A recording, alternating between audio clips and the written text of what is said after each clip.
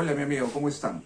Quiero hacer un breve comentario respecto a las bondades del nuevo modelo en las cuales el Perú desde el año 2004 se ha dotado. Bien, el modelo penal, hago referencia propiamente, que desde los albores de la post-Segunda Guerra Mundial se ha estado entendiendo que los procesos penales en sí debían tener cierta dotación, connotación, observancia o revestimiento de los derechos humanos, respeto a los derechos fundamentales, y esto era una idea creciente. América Latina como tal tenía una condición de realizar procesos ¿no? bajo el imperio de un sistema inquisitivo, un sistema arbitrario. En cierta manera se vulneraban derechos inherentes a la persona. Por ejemplo, esto es que los jueces instructores eran quienes investigaban. O sea, el juez era un juez que tenía un interés en el resultado, ¿correcto? Lo que en el nuevo modelo no es así. Los jueces del nuevo modelo del Código Procesal Penal no tienen interés en el resultado. Si se absuelve, se absuelve. Y si se condena, se condena. Eso, y junto a otros muchos motivos por los cuales se tenía que dar una reforma procesal penal para América Latina. Por ejemplo, el excesivo población de las cárceles en Latinoamérica. Las cárceles, el submundo carcelario estaba denotadamente rebasando su capacidad, y Perú es uno de los modelos en cárceles más terribles de América Latina. Entonces se tenía que hacer algo. Las prisiones preventivas, señores, eran y todavía en algunos países, incluido Perú, todavía es casi un mandamiento directo, solo que hoy se controla un poco mejor. Pero las prisiones preventivas ya eran no discutibles. Ya. Prisión preventiva era, cometiste un delito, adentro, y esperas que se te instruya, que se te realice tu instructiva, ¿no? Y si te confiesas, puedes llegar a una terminación anticipada, ¿no? Eso, así se trabajaba con el imperio del Código de Procedimientos Penales del año 1940, pero el Perú tardíamente, sí, el año 2004, se suma a esta corriente interesante de la reforma del Código Procesal Penal, que nació todavía con el año 88, las primeras ideas. En 95, algunos países, como Costa Rica, se une a este sistema, el 99, Brasil, y así, Argentina. Estos dos países, Argentina y Brasil, tienen incluso un sistema de mixto, referente a que tienen también en algunas provincias, por ejemplo de Chubut en Argentina, un sistema por jurados. Entonces, esta reforma para América Latina, en donde han participado grandes procesalistas, como es Mayer, por ejemplo, uno de ellos, ¿no? Y ha dicho, pues, ¿no? Seriamente que Perú en esa época, pues, no estaría preparado como para dotarse de este Código Procesal Penal, ¿no? Recordar que aquella vez gobernaba desde el 90 hasta el casi 2000 Alberto Fujimori. Bien, entonces como que la reforma requería una democratización de la ley, ¿sí? Con la vigencia de las garantías y los principios constitucionales que sean pilares de ese proceso, bien, en donde todos, sin condición alguna distintiva, se sometan al proceso.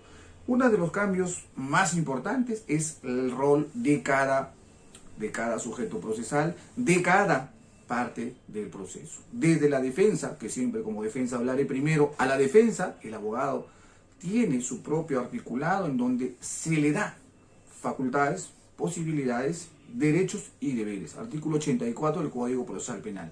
El fiscal, conforme a las atribuciones que el Estado le ha dado, tiene incluso poder coercitivo de mandar a detener, artículo 66 del Código Procesal Penal, cuando no acudieses a una diligencia programada, ¿no? En donde cita el fiscal.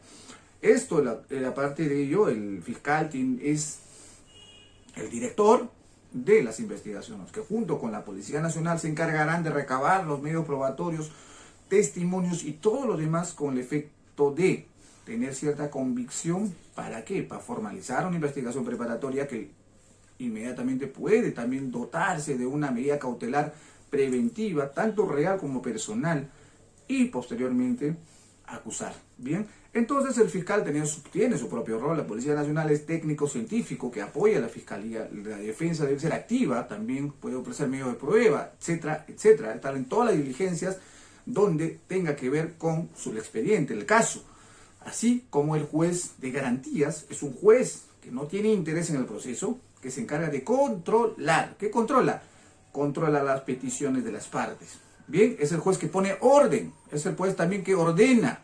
¿Qué ordena? Levantamiento de secretos bancarios, levantamiento de secretos de las telecomunicaciones, autoriza viajes, limita libertades, como es la prisión preventiva, ordena detenciones preliminares, entre otros, a previo petición de las partes legitimadas, previo cumplimiento de los requisitos establecidos en nuestro catálogo procesal penal con la interpretación de los principios que figuran positivados en la parte inicial de este código. Así se desarrolla el proceso de una manera eficaz. El artículo 71 del Código Procesal Penal también dota a que las partes, si se sienten limitados sus derechos, pueden ir a una tutela de derechos. Por ello, ese recambio le debemos a la reforma procesal penal para América Latina. Bien, esa reforma procesal penal ha sido, ¿sí?, factores muy importantes como para qué, como para, por ejemplo, deshabitar las cárceles. En muchos países ha habido logros, como Costa Rica, es un modelo Costa Rica ya a la actualidad en ese tipo de procesos. Hemos pasado de un sistema inquisitivo a un sistema acusatorio con ciertos rasgos adversariales. Cuando dice sistema acusatorio, ¿sí?, es porque existe una parte que acusa, el rol del Ministerio Público. En otro país subsiste todavía dos. Tanto el inquisitivo, que es el de empero, que ya se ajustan ciertos lineamientos y garantías al modelo nuevo, empero que todavía subsiste lo que es la instrucción. El juez que tiene interés en el proceso, el juez investiga, el juez toma datos, el juez pregunta en las declaraciones, por ejemplo, que no debería intervenir, con el nuevo modelo no lo hace, sino el fiscal, que se encarga de recabar todos los elementos probatorios. ¿Para qué? Para que lo lleve a un juez.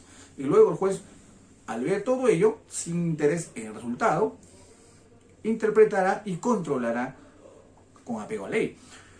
En el modelo antiguo no es así, no era así.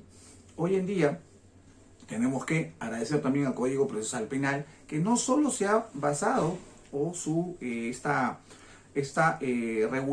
regulación o modernización o apego a la reforma ha tenido que ver para delitos comunes o tradicionales, sino también se ha dotado de ciertas características en donde nos da posibilidades jurídicas, por ejemplo, para perseguir delitos de trascendencia internacional, no convencionales, y entre otros aspectos como, por ejemplo, vencer la rigidez de las garantías, ¿no?, sino flexibilizar ciertas garantías, ¿no?, obviamente tampoco lesionándolos, tal como, por ejemplo, para la persecución del delito de lavado de activos, ¿no?, según el Convenio de Palermo, exige a las naciones partes, ¿no?, que doten a su sistema penal ciertas características, por ejemplo, pero sin vulnerar los principios, ¿no?, básicos, que es rectores de derecho para garantías de derechos fundamentales o de derechos humanos. Bien, amigos, era una pequeña reflexión respecto a este recambio procesal penal para América Latina a propósito de hoy nuestra conferencia en el Sindicato Único de Trabajadores del Colegio de Abogados, no, del Ministerio Público de Tumbes. Era un preámbulo. Muchas gracias. Fuerte abrazo.